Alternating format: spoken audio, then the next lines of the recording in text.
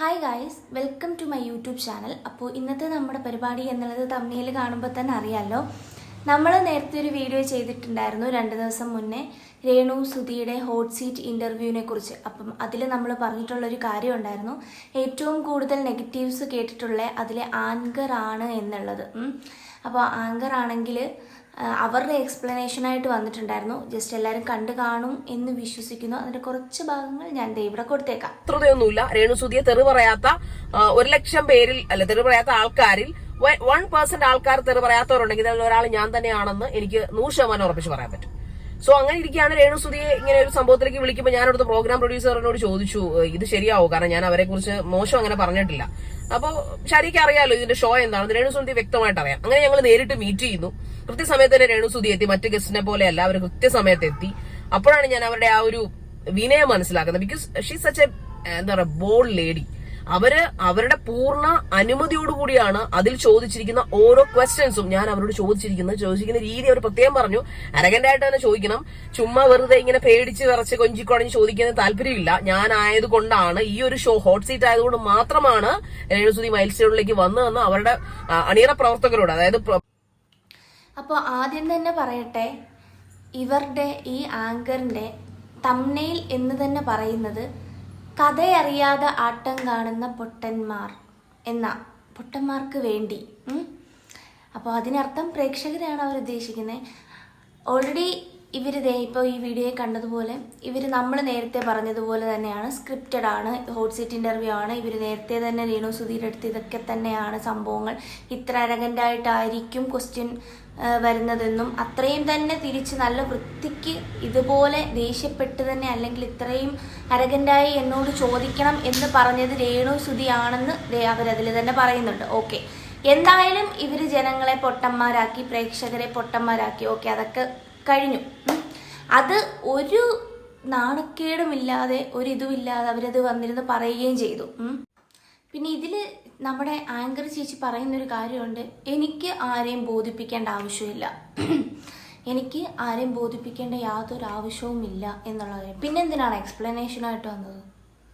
Explanation പറയുന്നുണ്ടെങ്കിൽ ശരിക്കും അവർക്ക് അത് ബോധിപ്പിക്കണമല്ലോ, ജനങ്ങളെ ബോധിപ്പിക്കേണ്ടതുകൊണ്ടായിരിക്കുമല്ലോ അവരങ്ങനെ വന്നത്. എന്നിട്ട് ഇവർ പറഞ്ഞ് എനിക്ക് പേഴ്സണലി എനിക്ക് കൊണ്ടൊരു കാര്യം എന്ന് പറയുന്നത് ഈ ഒരു സംഭവം. എന്തായാലും രേണുസുധിയും ഹാപ്പിയാണ്, ഞാനും ഹാപ്പിയാണ്, ഈ പറയപ്പെടുന്ന മറ്റെല്ലാ ടീമുകളും ഹാപ്പിയാണ്. ഇത് ഈ പ്രോഗ്രാം പ്രൊഡ്യൂസ് ചെയ്ത ആൾക്കാരെല്ലാവരും ഹാപ്പിയാണ്. പക്ഷെ പ്രശ്നം പ്രേക്ഷകർക്കാണ്. പക്ഷെ പ്രേക്ഷകരുടെ കുഴപ്പം എന്ന് പറഞ്ഞാൽ, ഞാൻ തുറന്നു പറഞ്ഞാൽ നിങ്ങൾക്കൊന്നും തോന്നുന്നില്ല, നിലപാടില്ലാത്ത പ്രേക്ഷകരെ എനിക്ക് എന്ത് ചെയ്യാൻ പറ്റും? 9 ലക്ഷം പേരാണ് 3 ദിവസത്തിനുള്ളിൽ അത് കണ്ടത്. അണിയറ പ്രവർത്തകർക്ക് കുഴപ്പമില്ല, രേണുസുധി ഹാപ്പിയാണ്, ഞാൻ ഹാപ്പിയാണ്, എല്ലാവരും ഹാപ്പിയാണ്. നിങ്ങൾ ഹാപ്പി ആയിക്കോ, അതിന് നമുക്ക് വേറെ പ്രശ്നങ്ങളൊന്നും ഇല്ലല്ലോ.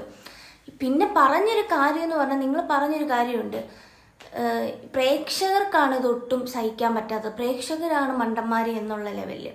ശരിക്കും എത്ര വലിയ ആളാണെങ്കിലും, എത്ര മോശപ്പെട്ട ഒരാളാണെങ്കിലും, എത്ര നെഗറ്റീവ്സ് ഉണ്ടെന്ന് പറഞ്ഞാലും, ഒരു സ്ത്രീയെ വിളിച്ചു വരുത്തി ഇത്രയും രീതിയിൽ മോശമായി ആക്ഷേപിക്കുമ്പോൾ ആദ്യം ആരും സ്ക്രിപ്റ്റഡ് ആണ് എന്നൊന്നും പെട്ടെന്ന് അങ്ങ് മൈൻഡിലോട്ട് എടുക്കത്തില്ല. പതിയെ ആയിരിക്കും സ്ക്രിപ്റ്റഡ് ആണ് എന്ന് അവരും മനസ്സിലാക്കുന്നത്. പക്ഷേ ഇതുപോലെ വിളിച്ചിരുത്തി അപമാനിക്കുമ്പോൾ സ്വാഭാവികം ഞാനടക്കമുള്ള എല്ലാവിധ സാധാരണക്കാരും ഉറപ്പായിട്ടും ഈ വിളിച്ചു വരുത്തിയ ആൾക്കാർക്കും നെഗറ്റീവ് കൂടുതൽ വരുന്നത്, അവരെ ആയിരിക്കും മോശക്കാരിയായിട്ട് ചിത്രീകരിക്കുന്നതും. അതുകൊണ്ടാണ് പ്രേക്ഷകർ അങ്ങനെ പറഞ്ഞത്. പിന്നെ ഈ പ്രേക്ഷകരില്ലെങ്കിൽ നിങ്ങളുടെ ചാനലും ഇല്ല, ഞങ്ങളുടെ ആരുടെയും ചാനലില്ല. അപ്പോൾ നിങ്ങൾ പച്ചയ്ക്ക് നാട്ടുകാരെ മോശക്കാരാക്കുന്നു. ഇവർ ചെയ്ത കാര്യങ്ങൾ വളരെ നല്ല കാര്യങ്ങളാണല്ലോ. ഇവർ ചെയ്ത കാര്യം എന്ന് പറഞ്ഞാൽ ഇവരുടെ പ്രതീക്ഷയ്ക്കൊത്തല്ല ആ ഒരു ഇൻ്റർവ്യൂ പോയിക്കൊണ്ടിരുന്നത്.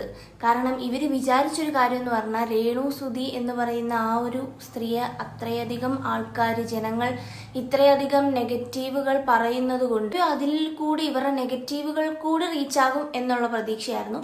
പക്ഷെ അത് നടന്നില്ല, നേരെ ഓപ്പോസിറ്റ് ആയിരുന്നു. എന്തായാലും ആങ്കറിന് എയറിലായിരുന്നു. ആങ്കർ ഇപ്പോഴും എയറിൽ നിന്ന് ഇറങ്ങിയിട്ടില്ല. ഈ ഒരു പുള്ളിക്കാരിയുടെ എക്സ്പ്ലനേഷൻ വീഡിയോ ഇട്ടിട്ടും ആങ്കർ എയറിൽ നിന്ന് ഇറങ്ങിയെന്ന് എനിക്ക് തോന്നുന്നില്ല കേട്ടോ.